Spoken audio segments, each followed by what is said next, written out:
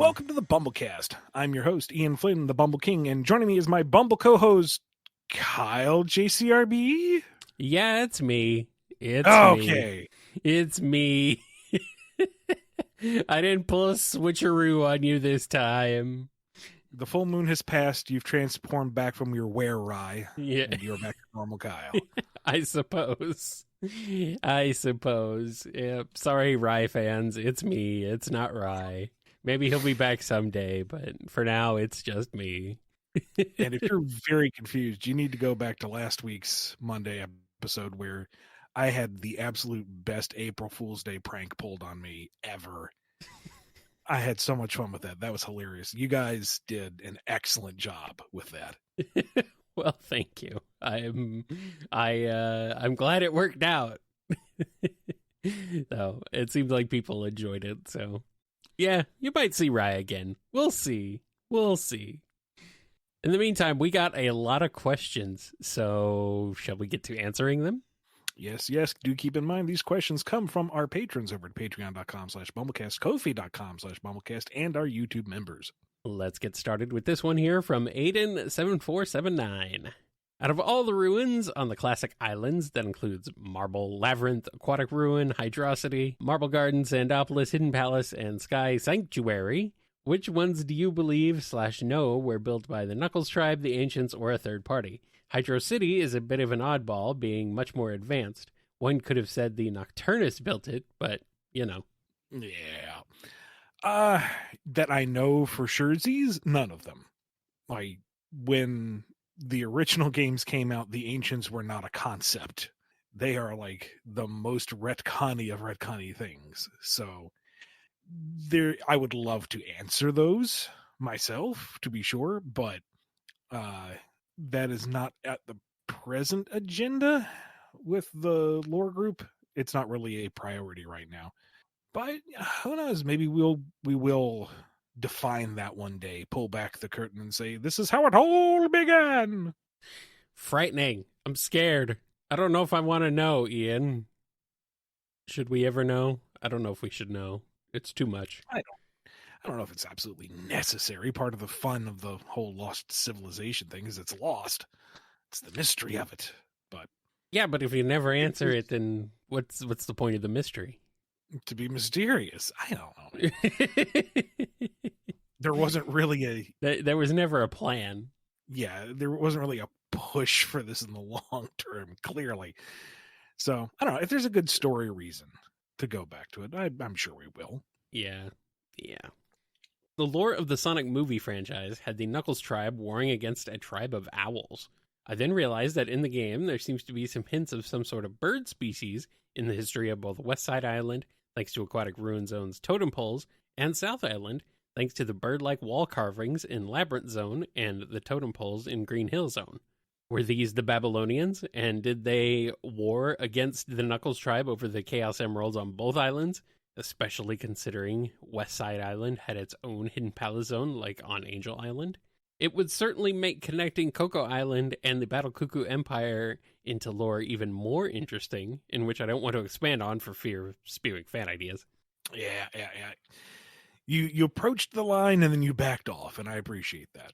And yeah, there are a lot of dots. I just don't know if they are connected or if they are worth connecting necessarily. Like who the Knuckles tribe was fighting exactly is unknown. I wouldn't want it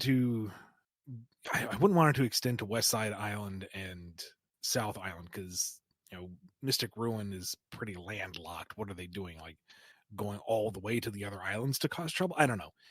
There are ways to approach it, and maybe we will one day if there's ever a reason to go back and explore that. But if it's like, was it intended? Is this what is trying to be alluded to? No, I don't think so. That makes the most sense to me to tie it all together, but that may not be what is done, if anything is ever done. I mean, they fought with everyone. They had a face, so they had to punch it. If you got a face, they're gonna punch it. It don't matter where you are; they're coming to you. Here's one from Brunstud of the Crimson Moon. You said that the null space was finite in a BumbleKast, but the official encyclopedia says it's infinite/endless. What's your response? Also, speaking of which, can the things in the encyclopedia be taken as valid unless they contradict the source material, like the errors? That's 2 questions. Don't be Yeah. sneaky. Well, the thing with null space is Sonic and the Avatar character reached an edge of it and escaped. Ergo, it is finite. If you can reach an end of it, it has an end. Unless you're saying that they managed to, punch through it with the superpower of teamwork, but that's still reaching a terminus of some point. Creating a point within infinite space should be meaningless because there's infinite space. If you can exit said space, that means there is an end to it. There's something beyond it. Therefore, it has to be finite in some degree. This is just the argument of splitting hairs, I think. Yeah, it's how they branded it in one line of dialogue without any greater thinking behind it. And ooh, it's scary because it's an endless void you're trapped in. Oh wait, you're done in 2 minutes. It's it does not warrant the level of discussion we have had over it over the many BumbleKasts. Yeah, well. As for discrepancies within the encyclopedia, some of it was purposeful revision internally on Sega's part, and some of it may be an oopsie here or there that it wasn't caught on the multiple levels of oversight that was had by all the departments that looked at it. So, yeah, if it's like mission critical wrong, which I don't think there really is, then wait for it to be addressed in like a Tales tube or something one day, or maybe a re-release volume or something. Ian, you said you need 20 rings to get into the special stage in Sonic 2 in the encyclopedia, but you're wrong. You need 50. Yeah. Yep. That was an oopsie, and nobody else caught it. That's too bad. You're thinking of Sonic 3, and that was all you. That was definitely entirely your fault. No one else even bothered looking at it before it went to print.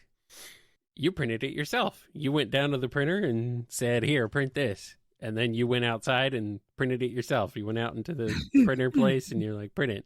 And then you printed it. You did all the work. It's all on you. Infinite null space. All the pictures. You did all the layout and everything. That was all you. Here's one from Chaos Sonic 1.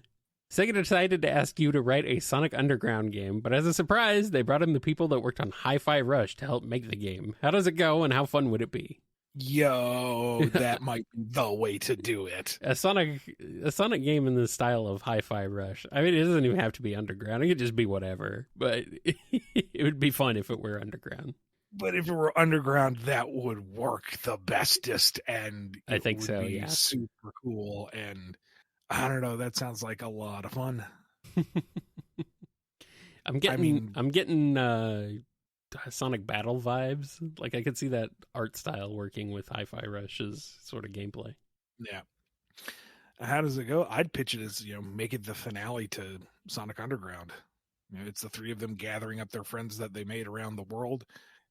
Closing in on where the Queen is to rescue her from Robotnik, who's managed to capture her because that gives us some stakes. And then one big finale of the band all together, taking down Robotnik and saving the world in all of the polish and splendor that team could produce. Their mother will, in fact, be found. Mm-hmm. Sonic Underground. Very nice. Here's one for Conga, who is bumping this question for Verdragon 5. Is there a Moebius version of the movie universe? Would its Jim Botnick, or I guess Jim Tobor, be Ace Ventura? More importantly, what would the anti-Stone be like? See, I don't want to typecast Jim Carrey, but I don't know. I mean, effectively. Like, Jim Botnick was kind of a rogue military agent bent on evil. So what is the antithesis of that? A rogue cop bent on bringing justice in his own spectacular fashion? What is that if not Ace Ventura? That's pretty much it. Is Ace Ventura. Yes. Yeah. Okay. I'm good with that. That's fine. And like yeah. And then Anti-Stone would be his partner in investigation, who is there through purely circumstance. He hates Jim Tobor with a burning passion, cannot stand the guy, but they get work and that allows him to pay the rent. So okay, he's gonna be the Sancho Panza to this wacky Don Quixote. Fine. So for some reason, their opposite, their Moebius versions are just the chaotics without Charlie. Of course, then again, if Jim Tobor tells him to go perform some rock reconnaissance one more time, he's going to poison that latte. Swear to God. Nice. That's good. That's good. Stop talking about it. Stop talking out of your butt, Gintobor. Stop it. Oh no. Oh no. If you won't talk to Detective Robotnik, perhaps you'll talk to Detective Robotnik. All right there, Sonic. Let me ask you some questions. Damn it. And Anti-Sonic's just looking at Anti-Sonic going, yeah, it's like this all the time, 24/7. I hate it. just facepalm. Constant facepalm. Constant facepalm. Oh, that's good. That's good stuff right there. I'd watch it. And he has a little fake mustache to put on the seat of his pants every time he trots out that persona. I could see it. I could absolutely see it. Absolutely. Here's a question from Dev. With the success of Sonic Frontiers, do you guys think we'll be soon back in the era of Sonic where we get great games with good stories every few years, like back in the day? I don't think this is Dev's intention, but this seems like a backhanded compliment almost. Like, Sonic Team never set out to make a bad game. Nobody said, yes, we'll shovel this out the door and they'll give us money. Well, I mean, nobody looked at Forces and said, this is a finely crafted piece of trash. This will make people so mad. Ship it. I mean, depends on who you ask. Who are you asking? People who know what they're talking about, or people who think they know what they're talking about? Sega's marketing department. That's what I'm at. That's who I'm talking about. That's who I'm asking. Their job is to make everything shine like a diamond. Okay, I know they were not exactly given the most stellar material, but I'm talking like Sega's marketing in terms of like making money. Being the counter, yes. There you go.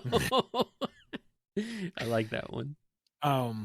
Now, all that being said, Sonic Frontiers was so well received and did so well in Japan, notably. Yeah.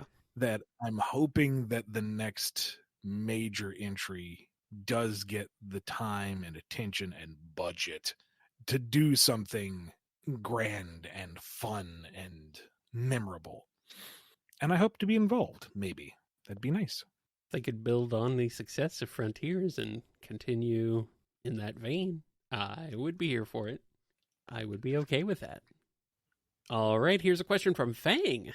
My question is about the murder of Sonic the Hedgehog. So, spoiler alert for anybody who has not played Murder of Sonic the Hedgehog yet. Boy, that was a bit of a Freudian slip, wasn't it? Very Amy Rose of you. At the beginning of the game, the player character offers Sonic a chili dog, and the conductor says it's on the house because Sonic saved the world after the events of an Eggman attack.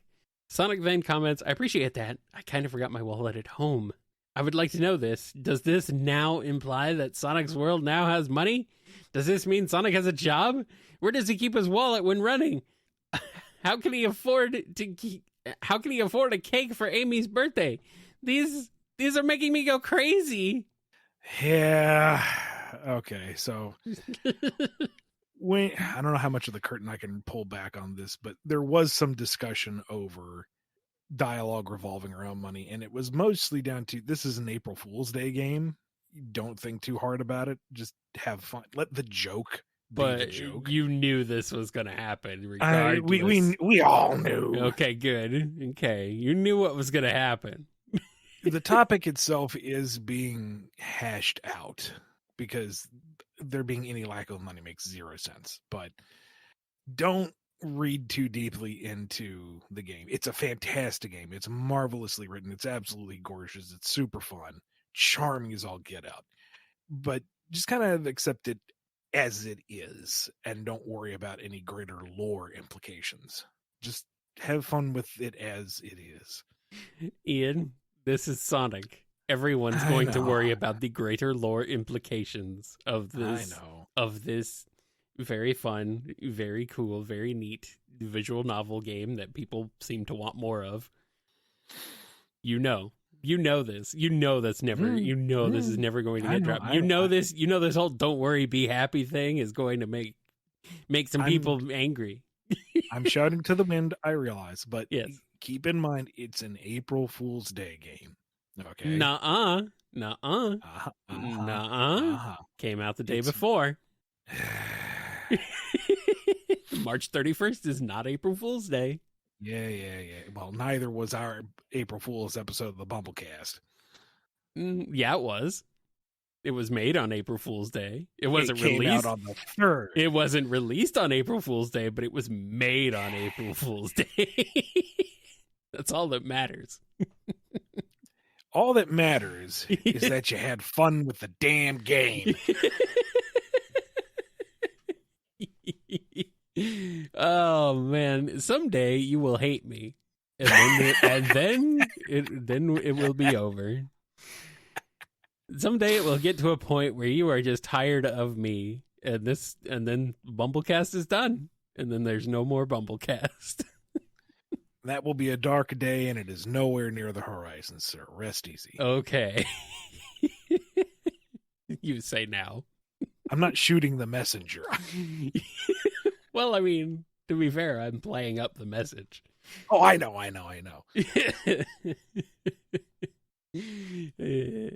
Anyway, Illegal Chow Fights has a question. Oh, more murder of Sonic the Hedgehog spoilers.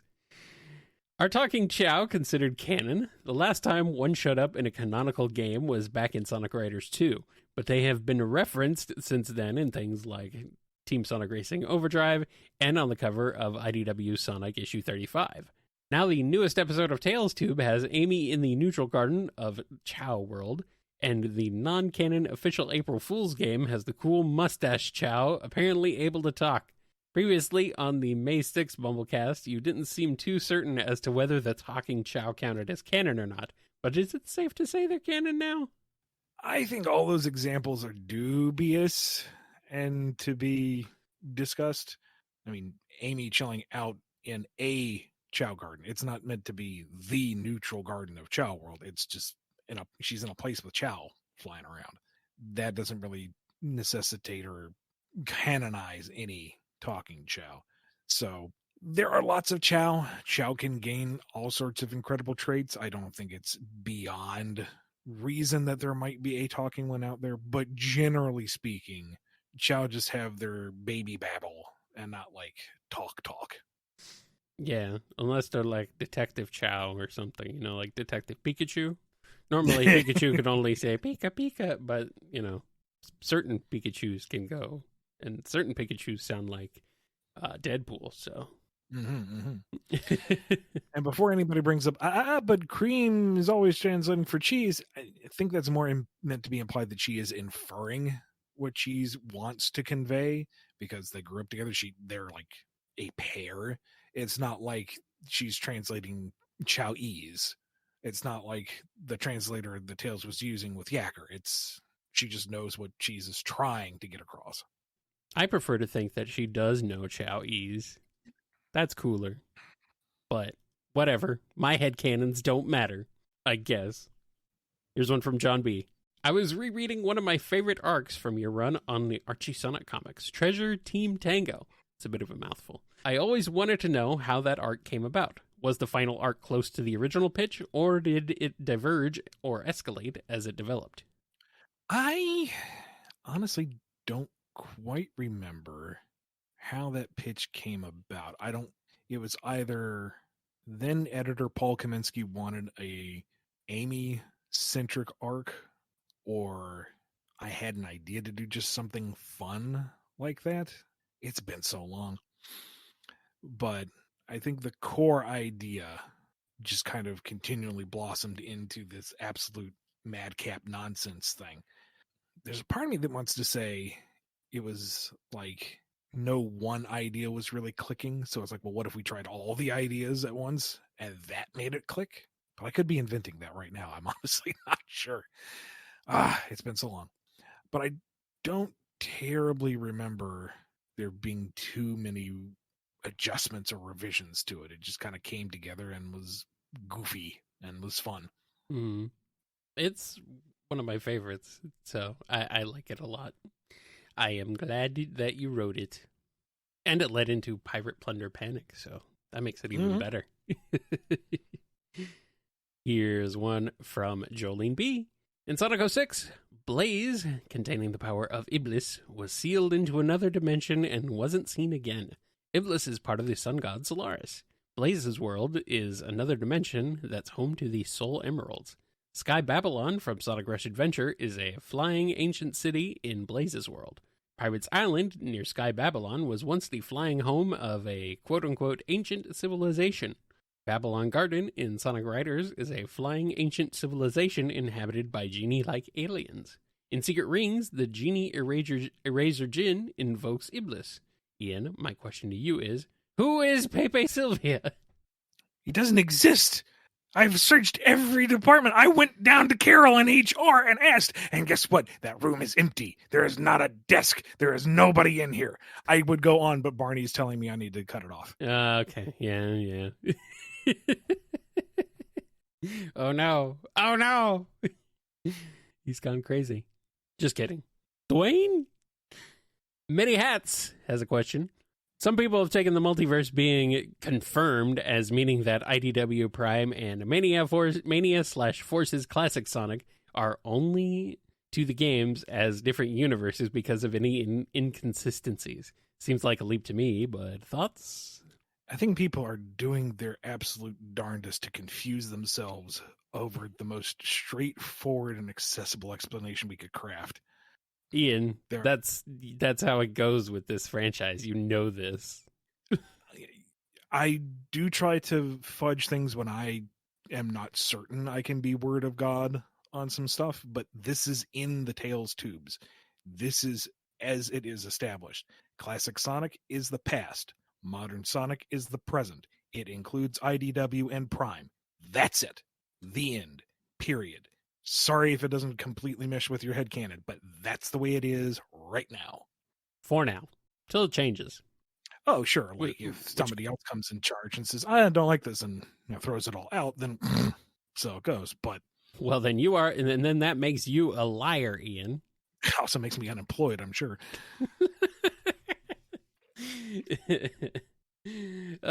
Yes, when things change within Sega internally, it means you are now a liar. Or you were lying the whole time.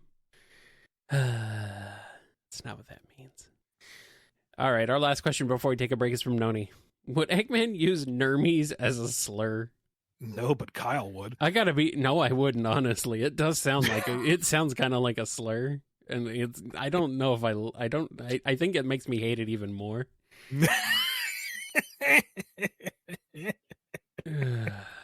Oh man. I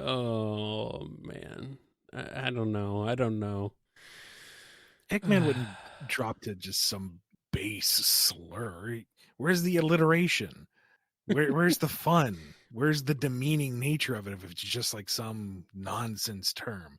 Like rodent works with Sonic because not only does it fail to properly categorize his species, but it demeans him as an individual. It reduces him to common vermin when he's truly an individual, a paragon. Yes. Just throwing out some random slur is so unintelligent. It's beneath him. How dare you even imply that he would debase himself in such a way, you nermy? No!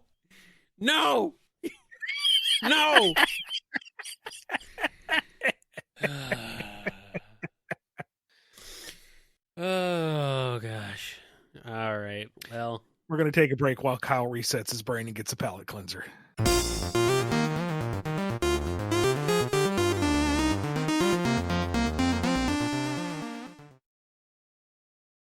We are back, and we have a question from Morless.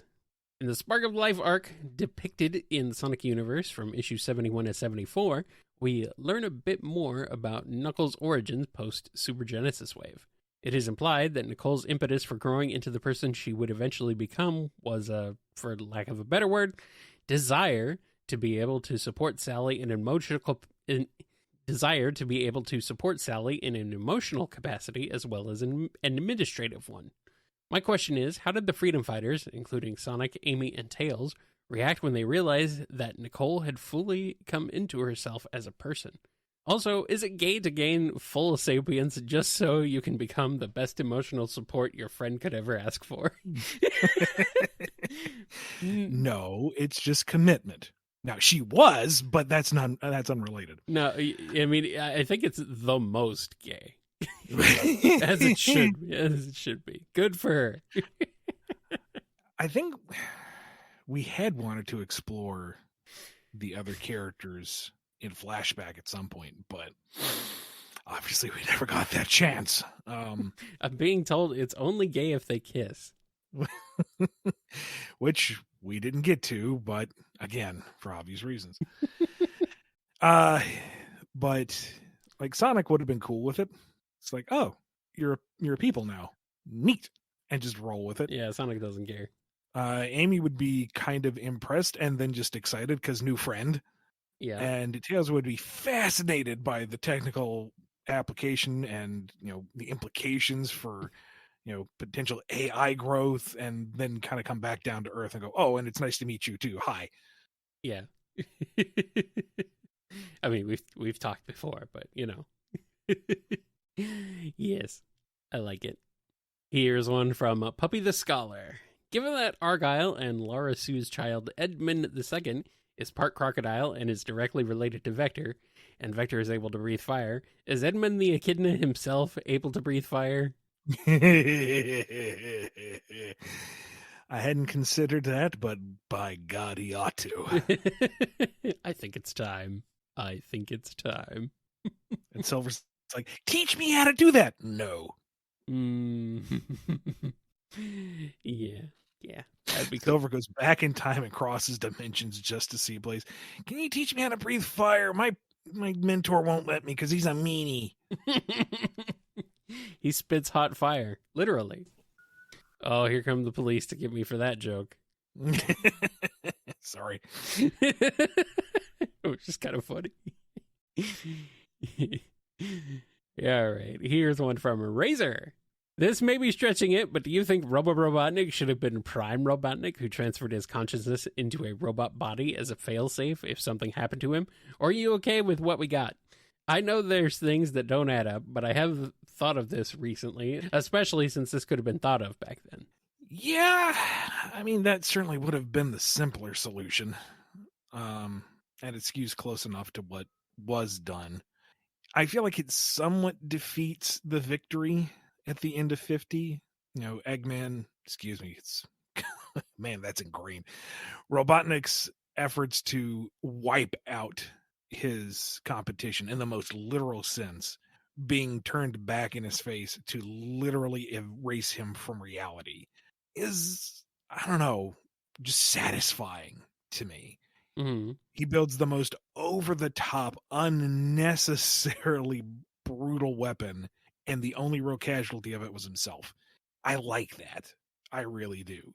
And having him back up his mind into a robot body kind of robs the moment of that, at least to me. Now, it would have made things better in the long term, I guess, just in that it would have made the transition smoother, and it would have made more sense thinking about it as an ongoing book, but they didn't think like that back then. The fact that Sonic got to 50 issues was an abnormality. It was bizarre that it got past 2 years of material. So nobody was thinking of the long term, really, because there wasn't going to be one. And then there very much was one. So it's very easy to look back on all this with hindsight and go, oh, they should have done it this way. They should have done it that way. But we have the luxury of knowing how the past 20, 30 years have played out. And it was a very different circumstance back then. So Right. it would, I don't know. It is what it is, I guess, at the end of the day. Something like that. Here's a question from Rockamillion. Many people think Tails can't fight as good as Sonic, which makes no sense. He beat the massive Eggwalker all by himself in SA1. He didn't even need gadgets. That should make him equal to Sonic in terms of fighting capabilities. I've always hated when Tails has been portrayed as not being able to fight physically, and I want it to stop. He's just as good a fighter as Sonic and should be portrayed as such. I'd really love it if Tails emerged victorious in a very physical and hard-fought battle between himself and a powerful opponent in IDW, using his own skills without any help from others, just like when he fought the Eggwalker, to remind people what a great fighter he is. Please, Ian? P.S. Sorry I keep requesting things regarding Tails and IDW. I promise to ask a different question next time. I mean, you don't have to. Here's the thing. Tails, in his role, not speaking as like the individual character, but talking on like archetypes, is the protege. He is supposed to be the young learner with the arc of growth before him, the promise of a better him down the line. The only thing is he's gone through that arc multiple times now. Yeah, he keeps regressing. Yes. In part because, the characters are fairly static. They aren't allowed to grow, but that's a larger issue. Yes. But the thing is if he becomes as independent as he logically should be, he's better than Sonic. He's smarter than Sonic. He's more technically capable than Sonic. He's not as fast, but he can keep pace. He can fly, which means he can maneuver far better than Sonic. So if he is fighting on par with Sonic, he is literally Sonic, but better. And he is outshining the principal character of the story, which... Well, maybe he should. Then there needs to be a greater shift in the franchise itself, and that's way above my pay grade. Mm. So the incredibly tricky balancing act that we have to do with Tails is continue to show that he is growing, that he does have room to mature and learn, and that he isn't exactly equal or superior to Sonic. There has to be some ways that Sonic is there to be the goal that Tails is striving to reach.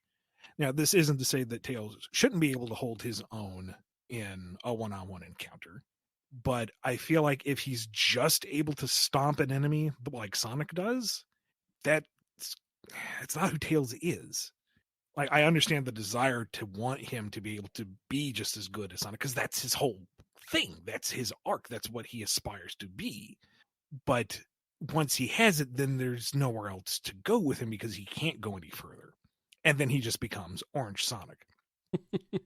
So to me, I think it's better to actually show him as slightly weaker, slightly less skilled, so that he has to tackle these confrontations in his own way, that he has to think smarter, not fight harder, that he has to find some kind of gadget to give him the edge rather than just spin dash or twirly whirl or whatever and beat up the bad guys like Sonic does. Because if you want to see that kind of fight, then there's Sonic.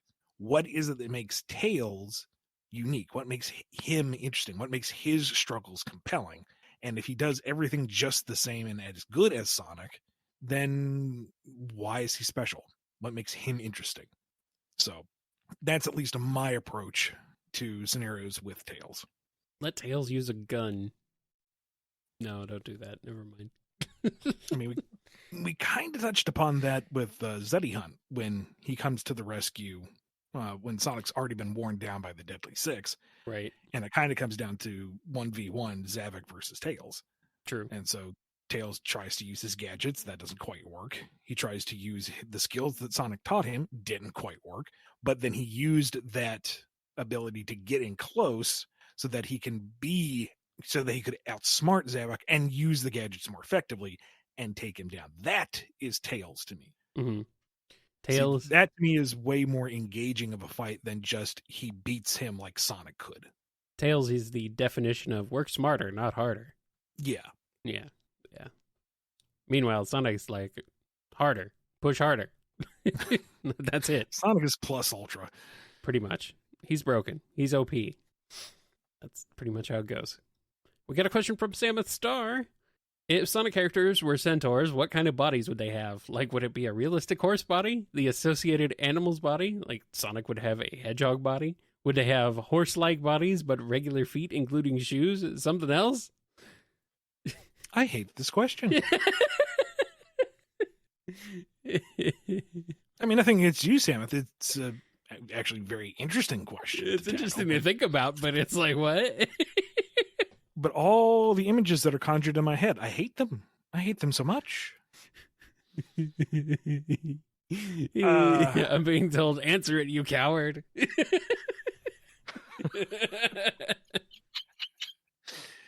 I will. It's just I need to kind of brace myself for this. So I think traditionally centaurs are associated with a humanoid torso attached to a horse body. Yes. Like other fantasy things where they've been on deer or jaguars or, to an extension, even merfolk. Those aren't centaurs. They're different animals. Yeah. So I guess by a narrow reading of the definition, a Sonic type centaur would have a natural horse-like body, and then their little pudgy, cartoony body sticking out of its shoulders. I think that's the one that is the least horrifying. Well, proportionally, it doesn't really make a lot of sense unless you like adjust the horse body, and then they're more or less like My Little Pony centaurs. Oh no! Well, which is not the crossover I think anybody was expecting or wants. No, I think there's some people that want this crossover. Well, I can't. Yeah, okay. I mean, come on, Ian. You know this. You know this. Oh, dear. Oh, boy. No, not deer. Horse. All right. Anyone who wants to draw the thumbnail for this one, yeah, have a go at it. Have fun. Oh, Scourge time is here with a question. What kinds of outfits would you give Scourge, Fiona, and the Suppression Squad if they played this murder game? Well, since Scourge and... Well, no. Yeah, okay. Scourge and the Suppression Squad. You specified them, not the Destructics, so thank you for that. Since they're all basically derivative individuals anyway, they would just be characters out of Clue. Yes, yes. Oh, yes. Thank you. Gotta watch that movie again recently, and it is so funny. It is. And still holds up super well. Scourge is Mr. Maybe Green, Fiona can, yes. Maybe Fiona could put on the tux and be Mr. Body in this scenario. Maybe. I like it. Or she's Miss White. Maybe. I guess. I don't know. I like the idea of Fiona voiced by Tim Curry just for this instance. Mm-hmm.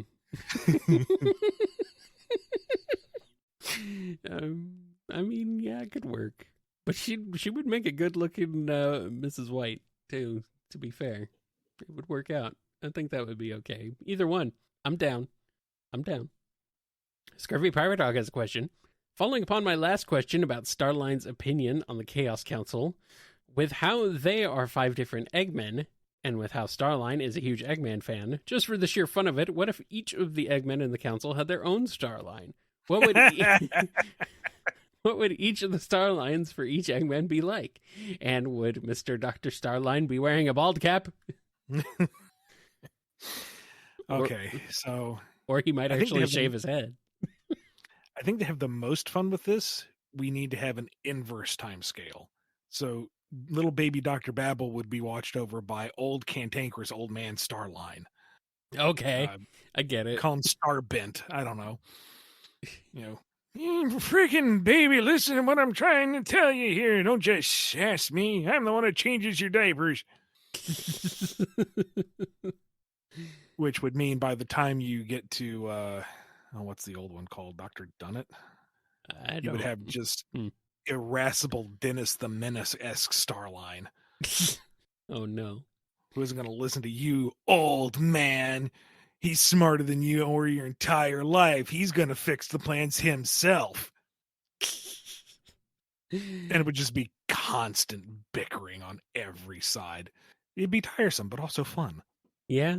Yeah. Oh, silly. Scary, but also silly.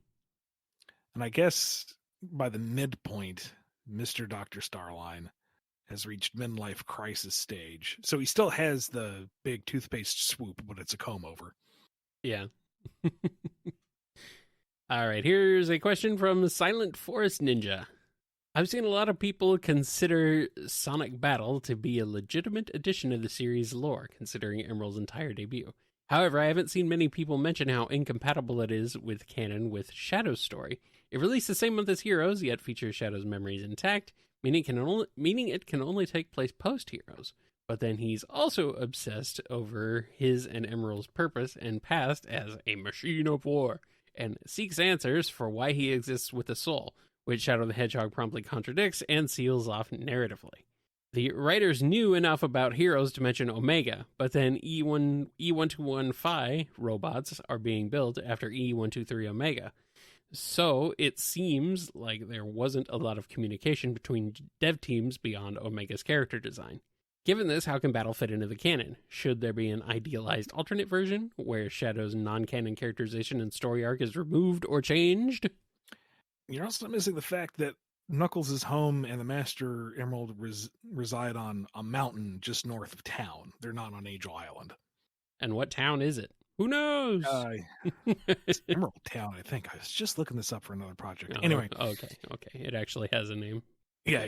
I mean, it's like northwest of Central City, which the point is, Battle has to be canon to some degree because Gemerald is designed off of Emerald. It fits it, and it's not just because of the design wise. There's the whole bit about Tails fixing him at the end, and then Cretan being reunited with her friend by extension.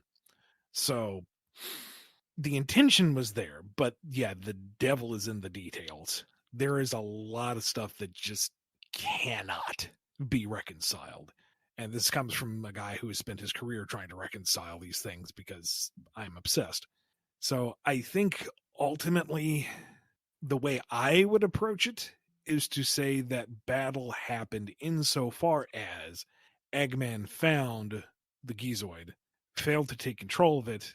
It cultivated its own soul by interacting with Sonic and the gang, and then was tragically destroyed when it went haywire. And kind of leave it at the surface level. Yeah, let's not go any further. I think that's good enough.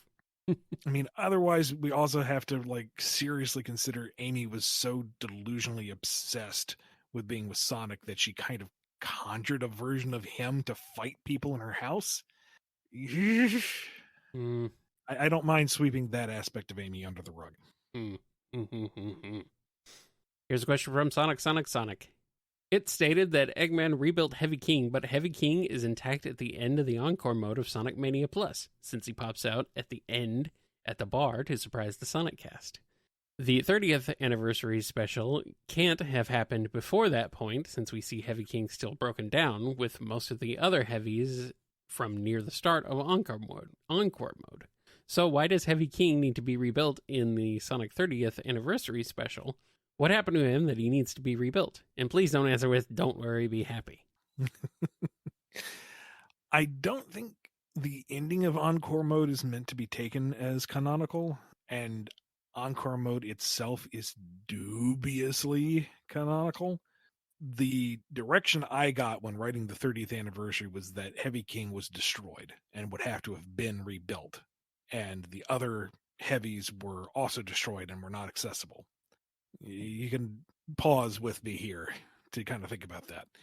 So the official line is that he had been destroyed and was rebuilt for the purposes of that story and now endures. I would hope that means that we can do the same hand wavy thing and say the other hard-boiled heavies have been rebuilt, because I like those guys.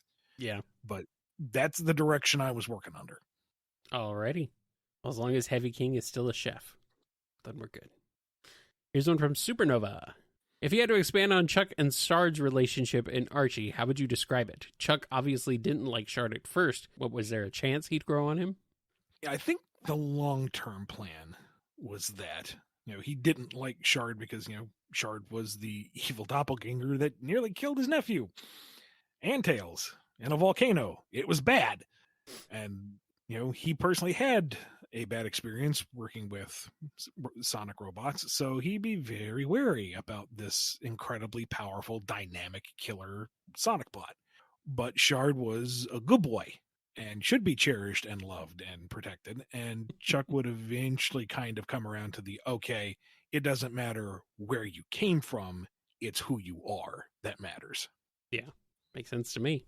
Hashtag Lost Hedgehog Tale spoilers, I guess. Oh well. We've had a few of those now. It's okay. I think at this point you can trickle some of those out here and there. I'm so tired of waiting on this. I want it out there. I know. So does everyone else. Here's a question from Twilord. In the last 12 months, I played 2 visual novels and loved both. I'll grant you, they both played hard to my biases, Digimon Survive and Murder of Sonic, so I could write off adoring either, but not both. I need to test if I'm actually just a genre fan. Recommendations? I'm not really a visual novel guy. Me neither. But I did work on the localization of one, so I can at least say that it's at least somewhat competently written, which sounds extremely arrogant putting it that way. But, point is it out yet? I got into it as I was translating it, Yeah.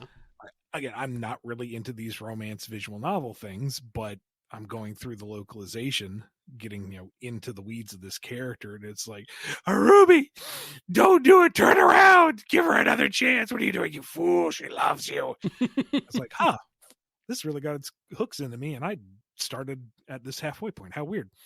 But anyway, look up Love Pretend. It's on the Switch and PC, I believe, and give it a shot. See if you can pick out the parts. It's like, that's a Flynnism. There he is. It's clearly him. There's a Crush 40 reference.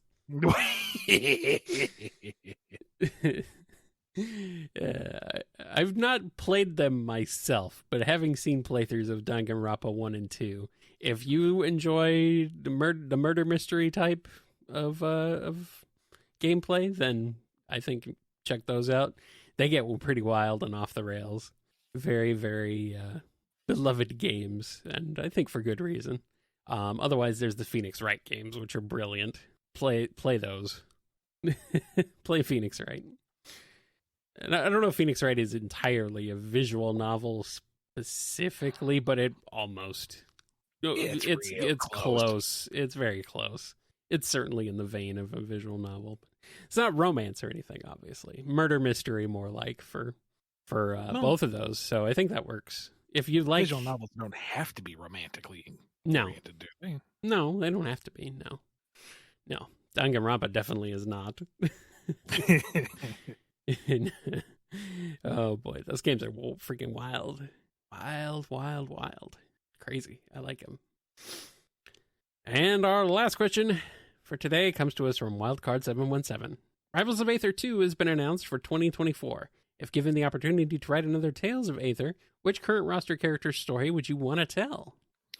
Now, you're implying there isn't already one that's been written and is just waiting in the wings to be greenlit for production. If you want to see such a thing, you should head over to the Bumble Comic Shop and pick up the current Tales of Aether miniseries and show that there is an interest, because where there's money, there's product. But it's actually written about a character who is not in the currently announced roster for Rivals of Aether 2. Ho, further intrigue. So if we're speaking just what's been announced, I mean, personally, I would love to get into Zetterburn's head and just kind of follow his arc through the Rivals 1 story and take that and just kind of give it a focused narrative and tighten the bolts on that overall, because I think it's a really interesting story there.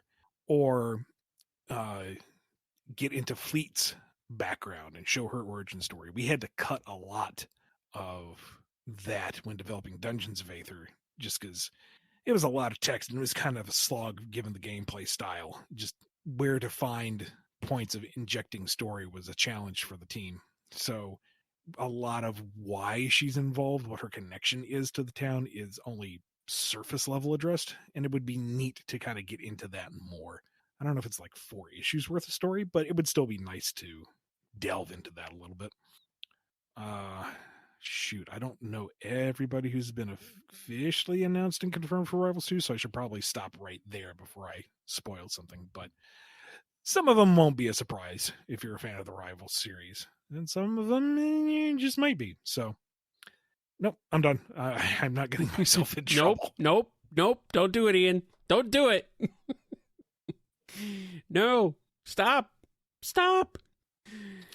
What I will do is go on to give a big thank you to all the folks who make this show possible through their patronage over at patreon.com/BumbleKast, Ko-fi.com/BumbleKast, and being our YouTube members. Big thank you to Daniel H., Jennifer R., James K., John B., Robotnicom, Sam Cybercat, Samuel P., Torchbound, Mike B., Andrew D., Dave M., Salute Your Cat, J. Frost, Noni, Coupland Crew 128, Do As Diz, Dan, Hero of Light 13, Professor Scruffy Matt, Chris A., Sony, Triforce Riku, John M., Sonic, Scurvy Pirate Hog, Jib, Ben Molsbane, Lisa M., Lee H.K., Arcfighter, Chevelle, Stardust, Spectre, Twilord, Chaos Sonic 1, Access, Starlight Sec, Xander and the Painter, Z Broadcast, Ink Thinks, Jonathan D., Tick Tick, Cameron H., The Name is X, Jolene B., Solaris Stain, Nemric, Godzilla, Nondal, Ava Arctic, Dove, Yuma221, Joshua S., Just a Mountain's Soul, Miguel G., Justin S., Jennifer H., Dabbler the Dalek, Sonic Legacy, Alex G.S., Pedanticat, Mancher, Angela V., Les, Alphamon or Yukon, Omega Watt, Jack the Animator, Red the Supernamic, Chad, J. the Redneck, Wildcard 717 of the Stars and Tails, Genzel, Endabend, Derusival, Sammy S., Preston M., Noah M., Puppy the Scholar, Wheelie Doe, Sandra B.H., Miles the Prower, Navarre, Exidel, Agent Kaz, Kojiro Highland, Awesome Cakester, 4 Sonic Fan, Super Sonic Fan, Rhythm Raccoon, Radtree, Pigdan 20, Chase L.,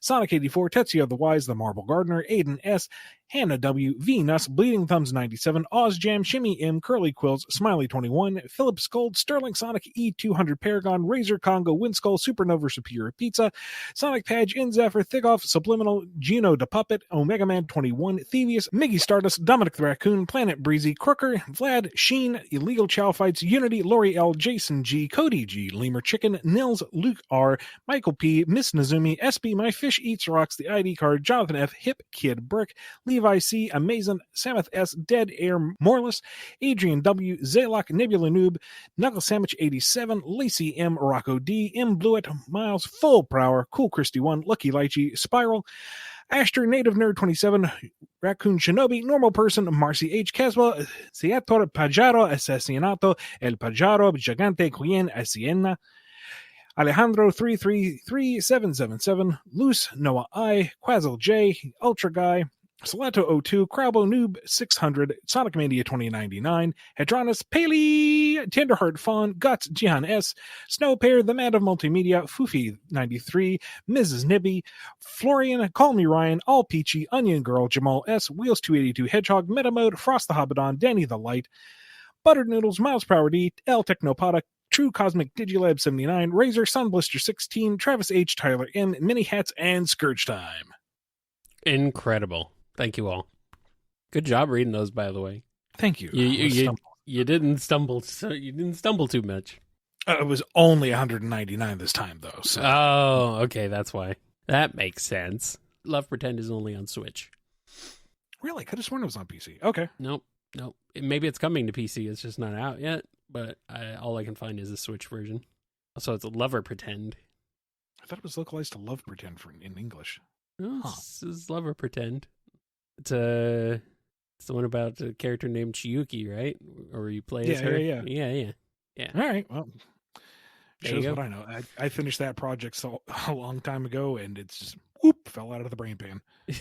They might have, maybe they planned a PC port, but never did it, or not. This one comes out on Monday, Nova. Suze mentioning Hatoful Boyfriend. I mean, that one was popular. Yeah. It's a goofy one. It's fun. Anyway, let's wrap it up. Okay. That's going to wrap us up for this edition. Be good to yourselves.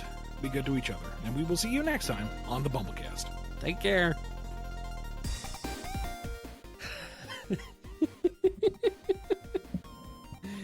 Oh, this show, I swear. Steve, Scruffy looking nerm herder. Steve, he said a bad language word. Oh, man.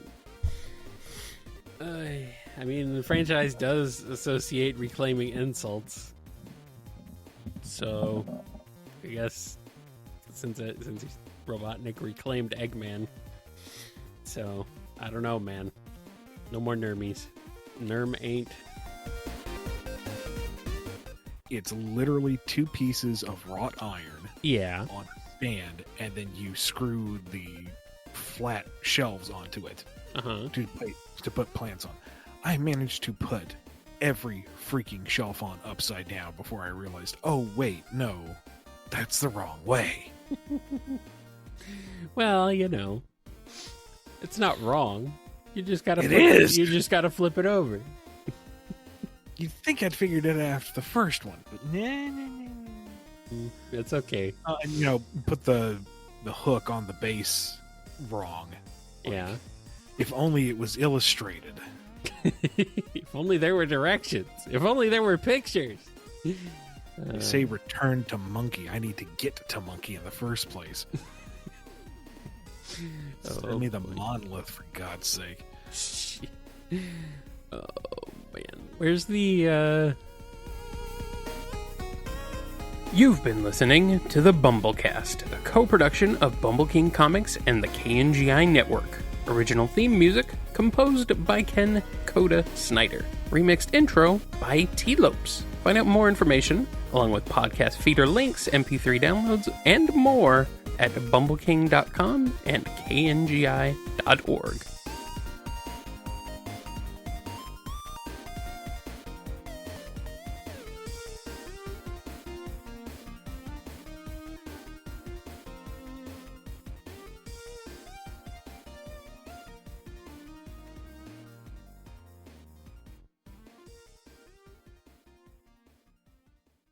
I don't want to think. Let's just answer questions. Oh, but you'd have to think about what your answer is going to be. They already gave us the money. We never guaranteed satisfactory answers. Oh, finally the truth come out. Ooh. Anyway.